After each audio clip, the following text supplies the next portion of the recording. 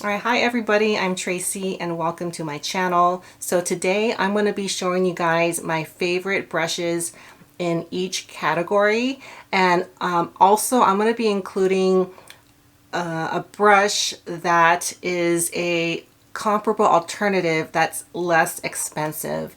So a lot of my all-time favorite brushes are these Hakuhodo, salt and pepper mixed hair brushes, but I understand these have gone up in price. You can get them on Fude Japan for about the same price as the US site offered before the price hike. So in June of this year, 2022, Hakuhodo increased their rates pretty significantly, 30%. So, these are now a lot more expensive.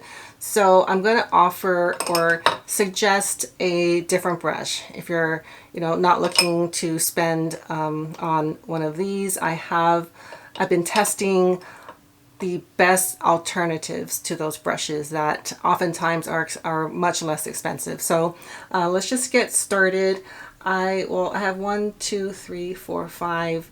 I might do like 6 categories, but I don't want this video to be too long. I'm going to start out with eye blending. So if you've been following for a while, you've heard me talk about the Wayne Goss 3 a lot, and this is my favorite first lay down transition shade brush. I also use it to do all over, like a light shade all over, but I also use it to start out my eye look and creating definition. And I love this brush because it's just the perfect size, density. The hairs are really, really high quality. It's so comfortable to use. I have 2 of these. They're so well made. I've had one of them for quite a while, and I use one almost every time I do my makeup. So I really wish you could still get these, but because you can't, I've been comparing them to 2 other brushes that I feel are the closest to the Wayne Goss 3, and one of them is the Chikuhodo Z11. Now the reason I don't use this brush is mainly because mine came misshapen. It's supposed to be round, but it's flat, and it's not. It's flat on top too, but it's uneven, and it's frayed, and it's just, I think I got a bad one. I believe this is supposed to be more tapered, but I've been testing it side by side with the Wayne Goss 3, and it's fairly similar. I mean, it's not, I haven't found a replacement for the Wayne Goss 3, but you could try this one. I do also like the Eihodo S4, which is much less expensive than the Chikuhodo Z11. It's about half the price, and I know it looks different because it's smaller and the hairs are different, but I feel like I get a similar result. The Eihodo is going to pick up more product and deposit a little bit more heavily, but I think if you have your technique down where you're able to blend it out, but I don't think you can really tell. I mean, there might be a slight difference. No, I think with this one I used it on this side. Anyhow, the finished look, I don't feel like there's a big difference, using my favorites versus the alternatives. But I do highly recommend this one because it is also a very versatile brush. You can use it for mattes, shimmers, metallics, and it even will pick up the glitter formulas. Not really well, but it will pick up pretty much any kind of formula aside from a cream formula. So I do think this is a really good alternative to the Wayne Goss 3, but not a replacement. So for the eye blending, the pinched ferrule ones, I use these as a second step to kind of create more definition in the crease area, and I also use it to put shadow on the lower lash line. And I have to say, probably my #1 favorite currently is the Koyudo P4, and this is also a mixed hair brush. And you can still get this. I think you might be able to get one on Fude Japan, but they cost a lot more. I don't know if they're going to continue making it, but it's just become very difficult to find the premium series, the Koyudo premium series. which is such a shame because they're really, really great brushes. But I feel like the closest alternative is the Hokuto GS2, and this is made of Canadian squirrel hair. And I really, really like this one. It does everything that the Koyudo does, except I feel like this one is a little bit more specific, whereas this one tends to like feather out the shadow a little bit more. But I think this is a really, it's a very comparable alternative to the Koyudo. And I think this brush is one that you should get, you know, sooner than later because it's made of Canadian squirrel hair. And I notice a lot of brushes made with this material are either discontinued or have become a lot more expensive. So I don't see this brush being made too much longer. So I wanted to mention it in case you have been kind of sitting on this brush. I would, you know, I would try to get this, you know, sooner. So that is the Hokuto GS2. This is also one of my all-time favorite brushes. Okay, so now for liner brushes. My current favorite liner brushes. Now I only line with shadow. I'm not talking about eyeliner or gel liner. My favorite liner brush is the Mizuho MB133.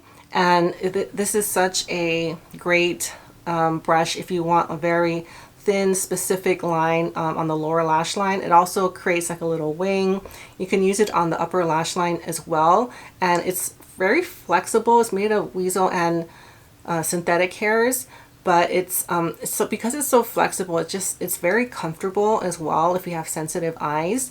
So I would say this is my #1 favorite, and I have an alternative that I've been testing side by side that it's about the same price. I think it might be a few dollars more actually, but that's the MB130. So it looks very similar except that, you know, it's rounded. It's a little bit firmer than the angled one. It's got a little bit more hairs. So it's going to provide a little bit less of a thin line, but I really like the way it's been working, especially for the upper lashes. Like if you have eyes like me and you don't want to like line with like a big, you know, line, you just want to like darken up the upper lash line. This one is really, really good. It works really quickly and it picks up formulas really well, creates no fallout. So, but I do say I like this one a little bit more. But you know, if you have this one already, I would recommend getting this one as well because they're just both amazing brushes. They're not expensive and they're really, really well made. So I know it's hard to tell the difference, but it's just like an angled version of a round one. Now I'll talk about the face brushes. So I would say like probably my #1 favorite blush brush right now is the Hakuhodo B507, which I think is now considered the G507. It's another one of this mixed hair brushes, and it's a fairly long paddle-sized round pinch ferrule paddle shaped brush.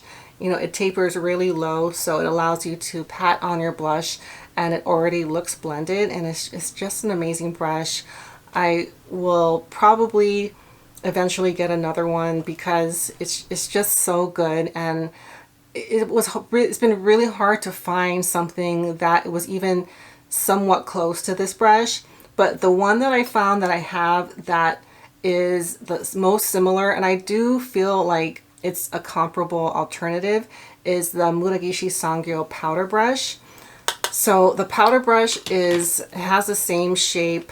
They're almost identical except that the Muragishi Sangyo is much thicker, so there's more hairs. And it's made of the same material. It's goat hair and squirrel hair. It's just this one's dyed, so it looks different, but design-wise, very similar. And the Muragishi Sangyo one is going to cost you about half the price. This is in like the $60 range, maybe 64, 65, and I believe the last time I checked this was about 117. It might have gotten down with the exchange rate, but I do highly recommend this if you don't want to spend on the G507. And this one is easier to get. You can get it on CD Japan, Fude Beauty, and you can't get it on Fude Japan, but I do think this one is just more accessible and a lot less expensive. So I was really happy to find that this one performed similarly to the other one. So yeah, this one's an awesome brush. Really, really like it. And then for bronzer brushes, I have two that I would say are my favorites. But just for the sake of comparison, I'm going to talk about the Hakuhodo G5542.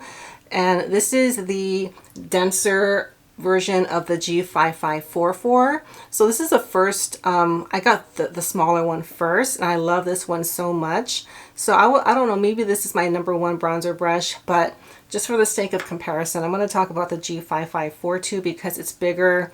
It's got like more surface space, and I got the Chikuhodo T2 to compare to this one, and they're not the same. I mean, even now that I've washed this, this one has a way more surface space. It's much fuller. This one is a lot narrower, if you can see how much more pinched it is. But you know, this one is, I don't know how much this one costs now. I'll put the prices down below, but you know, if you're not looking to spend that much on an angled bronzer brush, I do think this one is a really good alternative. This is a really, really well-made brush. I went over details about how it tapers so low like that, and it tapers on the sides as well. So it starts tapering pretty early, and what that allows you to do is to get a very seamless blend. So I use my angled brushes like this. So when you're doing this, the hairs aren't, so the hairs will kind of, I'm not sure exactly how to put it into words, but when you're blending like this and there's like hard edges on your brush, like if you were to do it like this, you would get harsh lines. But because this brush is so tapered and it's so full, it doesn't create any harsh lines, and it's just a joy to use. It's so fluffy. It's denser than the Hakuhodo, so it's going to provide a heavier application, but I'm really, really enjoying this. It's not a replacement for the G5542, but it's, for the price, a really, really awesome brush. It's less than half, maybe like half the cost of the Hakuhodo. So I'm really, really impressed with this brush, and I've been using this one over the Hakuhodo brushes. I'm not saying I would replace them with this brush, but I'm really, really, really impressed with the T2 so far. And yeah, and that's gonna do it. I have some favorite concealer brushes, but you know, maybe in my next video I'll do a favorite brushes for cream products. Well, so that's it. That's what I wanted to share with you guys. I hope this helps you guys out decide on which brushes to get if you are looking for brushes. And please don't forget to subscribe before you leave if you haven't already, and give this video a thumbs up if you enjoy this content. So I'll see you all next time. Thank you so much for watching. Bye.